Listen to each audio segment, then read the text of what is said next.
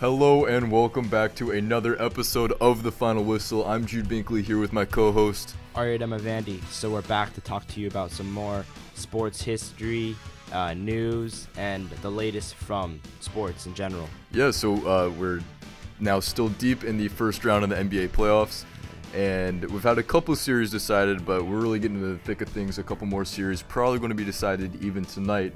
Then also something that's big is the NFL draft.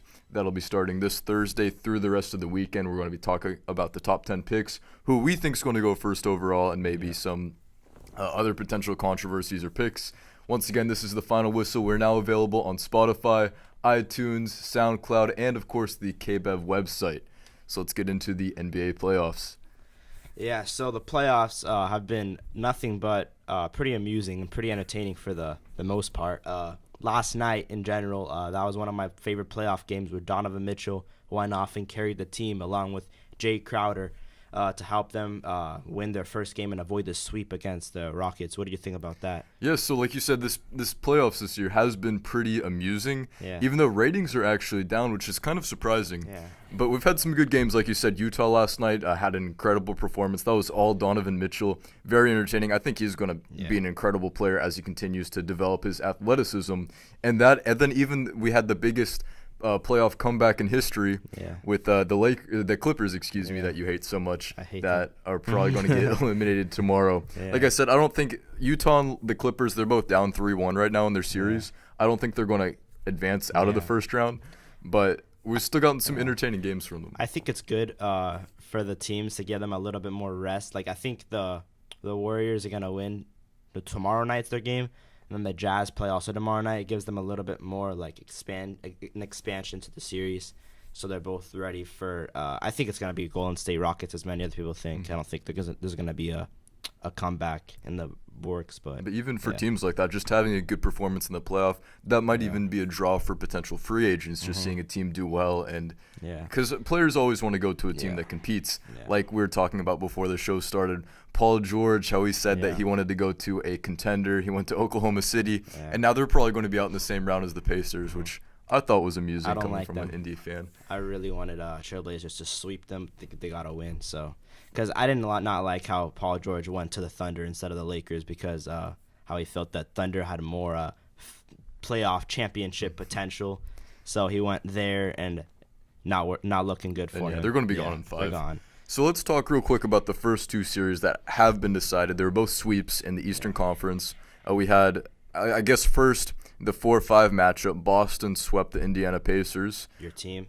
Yeah. Which kind of I thought this series was going to be closer. I think everybody did. It is a 4-5 matchup, but the Pacers, they were doing great in the regular season. They were solid at the 3rd seed. I think it's the Oladipo injury that really messed them up. Absolutely. And all of their playoff games were within like 10 points, like for the most part of the game. They weren't blowouts. They were pretty close. They competed. They fought hard. And Indiana was a team who had really good chemistry, like Bojan Bogdanovic and Miles Turner. And they just didn't have a star. Well, I think Boston was the other way. They have the star power, but their locker room for the most of the season has been dysfunctional. Not a whole lot of chemistry there. But that star power shone through, and they handled the Pacers pretty easily. And also, I don't think it helps Indiana that they have not had a good showing once this year on primetime television, even though they did split the season series. Yeah, and the other sweep was the Bucks swept the Detroit Pistons last night. Giannis kind of went off in the end. He should win the MVP. He's nothing but just flat out fabulous. He's truly fun to watch. Yeah, this sweep for sure didn't surprise anybody. Yeah. I think if you would call one, I think right now the Bucks look like the best team in the league. Yeah. Like you said, Giannis for MVP. I'm totally with you, even though I think Harden should be in the talk a little bit more. I like him, but I think just Giannis deserves it more. I don't know. I just see the sure fight he'll win more. It. Yeah, sure he won it too. So let's just keep going down the Eastern Conference. In our other two series, we've got Philadelphia and Brooklyn. Right now, Philadelphia is up in that series 3-1. They play tonight as well. I think Philly is gonna beat them. As much as I hate Philadelphia, I don't like them either. But I think they're gonna beat them tonight. I like how the Brooklyn showed some fight in them though. Like they kept their games pretty close. They had chances to win them. They just fell short in a few games. And good for D'Angelo Russell being on a playoff team. Hey, he went to the playoffs. But yeah, this game, the series back in Philly tonight, I think they will close it out because of that. And then also the other series in the East that is going back to the favorite is Toronto-Orlando. Orlando got lucky, like we talked about in our last episode, in that first game. It's back in Toronto tonight, who lead the series 3-1, and I think because of that, they will also close out. And we'll have all of our playoff games for the East. Yeah, and I think it's tomorrow night that the Clippers will play the Warriors. Most of us are anticipating the series to end tomorrow night in Oracle Arena, as Golden State deserves to win the series, and I hate the Clippers still. So yeah. Yeah, Golden State should be able to close this one out. They do play tomorrow night. Same thing with Houston and Utah. They're on, I don't know if it's tomorrow night or Thursday, since they played last night. They're my favorite to make it to the finals in the Western Conference. Houston, really? No, I mean the Golden State. Oh, Golden State, okay. But yeah, then Houston and Utah, they're going to be playing not tonight, but the two games in the Western Conference that are tonight, because we have 4 playoff games tonight, which is a lot for a weekday. We've got Portland and Oklahoma City. Portland currently leads 3-1. I think Oklahoma could win another game. They could. They have the power. They have the star power too. They have Paul George and Russell Westbrook. But it's gonna be back in Portland. They're gonna feel the momentum. They're gonna be like, let's close it out tonight. Damian Lillard probably will have a good game. Yeah. Yeah, and Damian Lillard's really been leading this Trailblazer team. I'm surprised that they got up 3-1. Yeah, people aren't talking about him as much as he deserves to be talked about. Like, the man's playing amazing. And then finally, the one series that can't be decided tonight because it's currently 2-2 is Denver against San Antonio. They're playing in Denver tonight. Yeah, I called the series to be close, and I think Spurs will beat him. As I said, I still think so. But it's going to be a close series. I just think Spurs has less star power than the Nuggets because the Nuggets had a better record. They're a better team.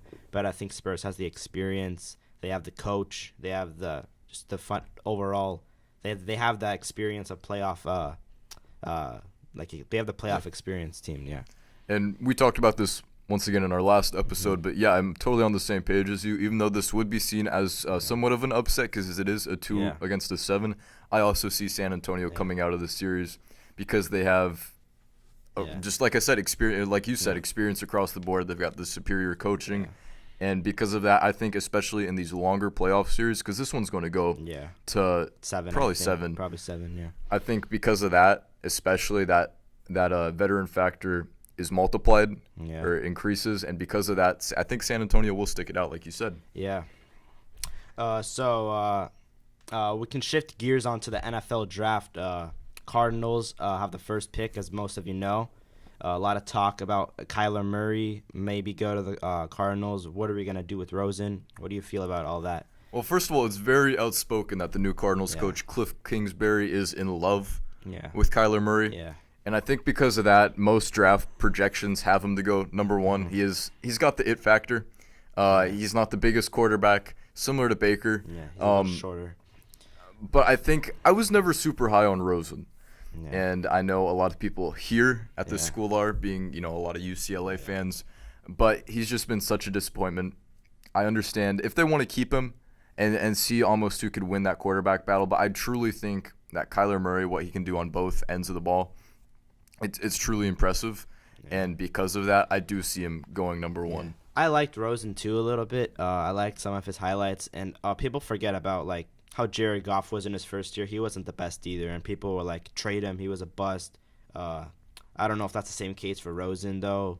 Maybe he can show out in the next year. I don't know. That's why it's too early to fully decide, am I going to go with Murray? Am I going to go with Rosen? I don't know. Draft will be Thursday night, April 25th, I believe. April 25th, yeah. 25th, yeah.